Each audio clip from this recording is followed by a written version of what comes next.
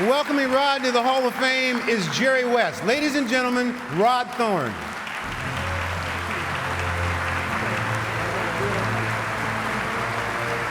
Thank you. Thank you. Better get my glasses on. You noticed I had to help Jerry up the steps? You know, who would have thought that two kids from a small West Virginia towns would end up here? Jerry probably did. I certainly didn't. Thanks for being here, Jerry, with me, and thank you for our great friendship over the course of many, many years, going all the way back to West Virginia University. Speaking of which, thanks to Coach Huggins and Athletic Director Shane Lyons for being here tonight also. Go Mountaineers.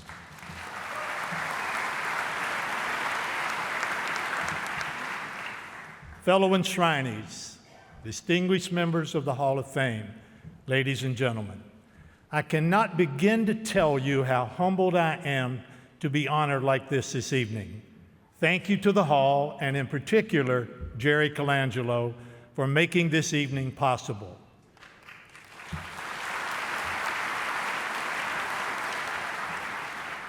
I'd like to start by thanking all of my former teammates and coaches, including 3 Hall of Famers, Bob Leonard, Richie Guerin, and Lenny Wilkins. And thank you to all the coaches I hired as a GM. Each one of you has played a significant role in any success I have enjoyed. And before I go any further, I want to thank the game of basketball, which has not only been one of the unforgettable memories for me over the last 50 years, but has also taught me many valuable lessons, like integrity, perseverance, and the importance of developing strong relationships, and that it doesn't matter where you're from, it doesn't matter what you look like. If you've got game, you can play, you can be successful. Growing up in a small town in West Virginia with few entertainment options, my father Joe understood well how sports not only help keep kids out of trouble, but can also serve as an impetus for success. He spent his spare time and money making sure that kids in our town had a gym to play in the winter and a field to play on in the summer. Without his and my mother's guidance, I certainly wouldn't be here today. In 1971, my 8 years playing professional basketball ended due to recurring knee injuries. So I hung up my sneakers and set my sights on law school. Then I got a call from a former teammate, Kevin Lockery, offering me an assistant coaching job with the New York Nets of the ABA.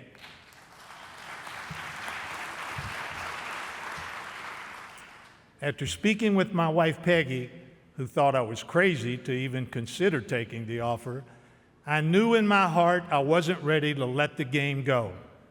All the years and countless gyms had made such an indelible impression on my psyche that we both agreed to give it a 1-year try.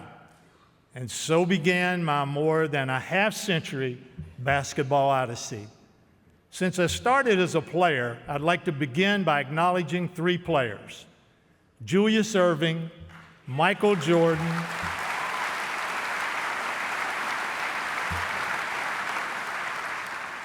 and Jason Kidd.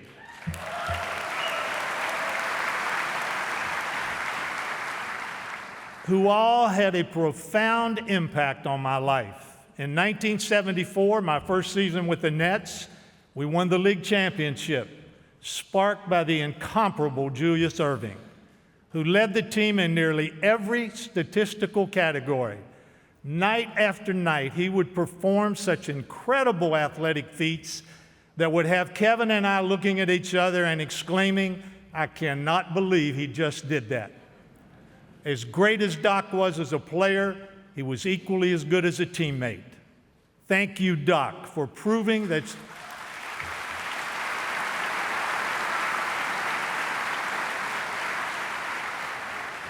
that heroes can be humans too. In 1978, I became the general manager of the Chicago Bulls. Anyone who Googles my name knows the highlight of my time in Chicago was drafting Michael Jordan. My wife and I were just talking about the 50 or so letters I get every year asking me to sign something, and oh, by the way, would you have Michael sign it too? The night after Michael's first team practice, I got a call from assistant coach Bill Blair, who said, "Congratulations." I said, "For what?" He said, "Because you did not screw this draft up for a change." And he was right. Michael was great right from the start. You all know Michael's otherworldly accomplishments on the court, but that's only a small part of what makes him such an iconic figure. Thank you, Michael, for your friendship. I know I wouldn't have a Wikipedia page without you. In 2000, I became the general manager of the New Jersey Nets. The team had challenges defending, rebounding, and passing, which, as you know, those are the ingredients for a 26-win season, which is just what we had. I had seen Jason Kidd perform for the national team in Puerto Rico the previous summer and thought that if I could ever get him on a team of mine, I would. In 2001, we traded for him and won 52 games, one of the biggest turnarounds in league history.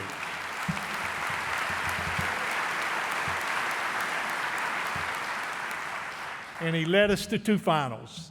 Very few players make others better, and Jason did. I'm so thrilled to be honored on the same night as him. His contributions to the game and to my life have been huge. I'd also like to thank the Nets family, in particular Louis Katz, Ray Chambers, Alan Landis, Ed Stefanski, and Leo Erline for their friendship and support. And I need to add one more player.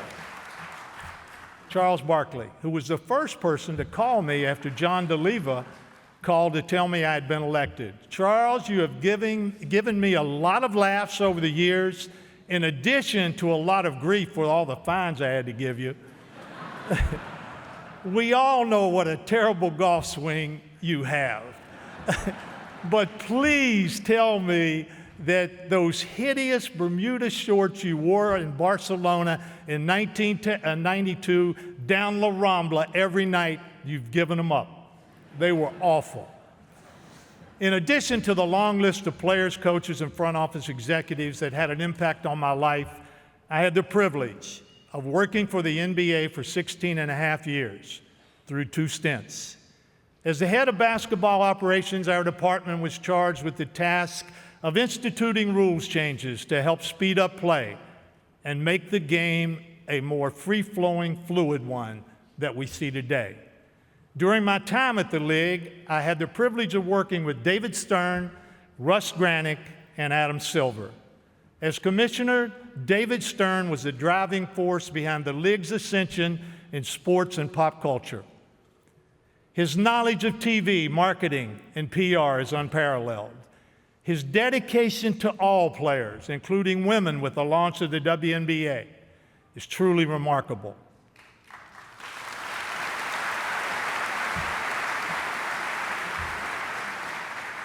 Former Deputy Commissioner and another fellow Hall of Famer, Russ Granick, was the yin to David's yang and helped institute procedures that improved the game immensely. He was a mentor and great friend to many of us at the league, and his advice was always measured and invaluable. And Adam Silver, when anyone replaces a legend, chances are very high that they will not fill the shoes of their predecessor. Adam has not only filled them, but has elevated the league to an even higher level. With Adam, the league is in great hands, and its future is unlimited.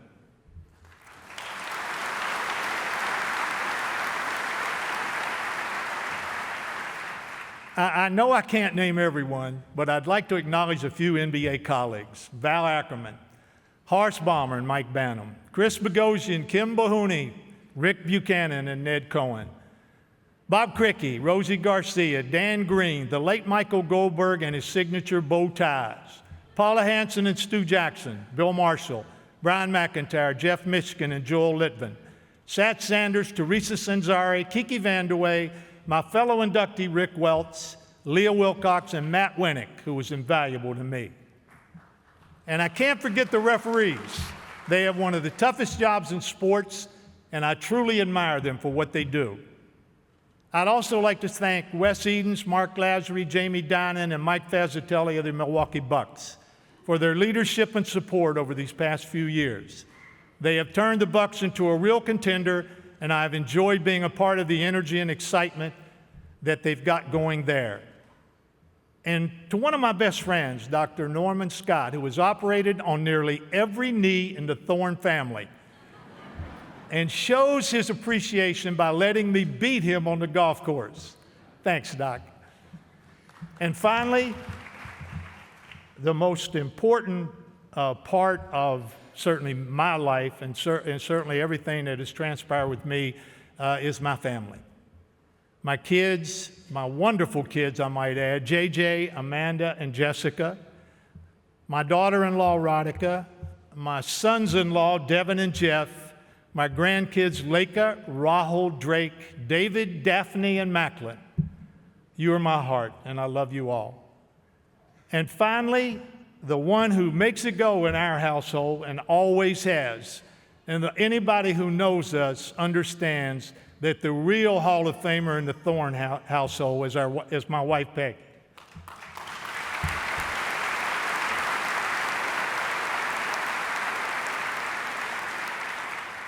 She is the foundation and the rock for all of the good things that have transpired with the Thorn family. She's been there through through the good times and some of the bad times, and has been always stalwart, always loving, and always there for the whole family. Love you.